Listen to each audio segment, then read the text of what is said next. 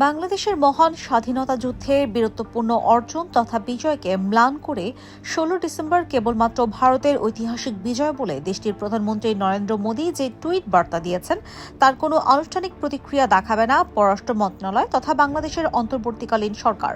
এ নিয়ে দেশটির ঢাকাস্থ দূতকে তলব বা কোনো প্রোটেস্ট নোট পাঠানোর আপাতত চিন্তা নেই বলে জানিয়েছেন সরকারের দায়িত্বশীল প্রতিনিধিরা। এটাকে মোদির রাজনৈতিক বক্তব্য ধরে নিয়ে ইগনোর বা এড়িয়ে যাওয়ার নীতি নিয়েছে সেগুনবাগিচা।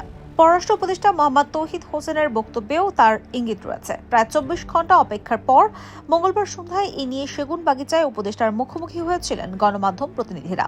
মোদির টুইটের প্রতিক্রিয়া বাংলাদেশ আনুষ্ঠানিকভাবে জানাবে কিনা এমন প্রশ্নে তিনি খোলাসা করে কিছু বলেননি।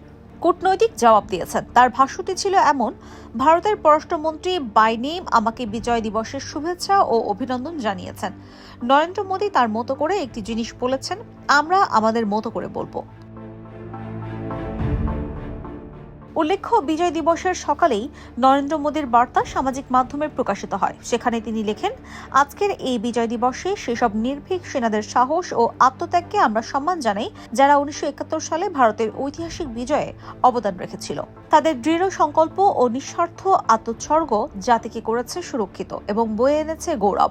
তাদের অসামান্য বীরত্ব ও অবিচল মনোবলের প্রতি সম্মান জানাতেই আজকের দিন। তাদের আত্মত্যাগ প্রজন্ম থেকে প্রজন্মে অনুপ্রেরণা যোগাবে এবং ইতিহাসে লেখা থাকবে। মোদির ওই বার্তা নিয়ে বিশ্লেষণধর্মী একটি রিপোর্ট করেছে বিবিসি বাংলা। সেখানে বলা হয়, নরেন্দ্র মোদির ওই বক্তব্যে কোথাও বাংলাদেশের নাম উল্লেখ করা হয়নি। প্রতি বছরই ১৬ ডিসেম্বর বিজয় দিবস উপলক্ষে সামাজিক যোগাযোগ মাধ্যমে শুভেচ্ছা বার্তা দিয়ে আসছেন প্রধানমন্ত্রী নরেন্দ্র মোদী। ওই দিনটিকে কেন্দ্র করে রাষ্ট্রীয় কর্মসূচিও পালিত হয় ভারতে।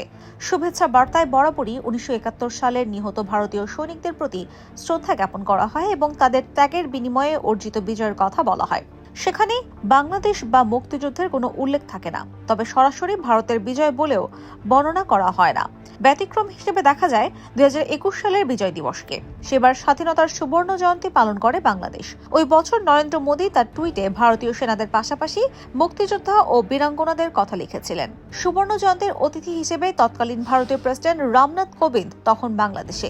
সেই সূত্রে ঢাকার কথা লিখেছিলেন মোদী।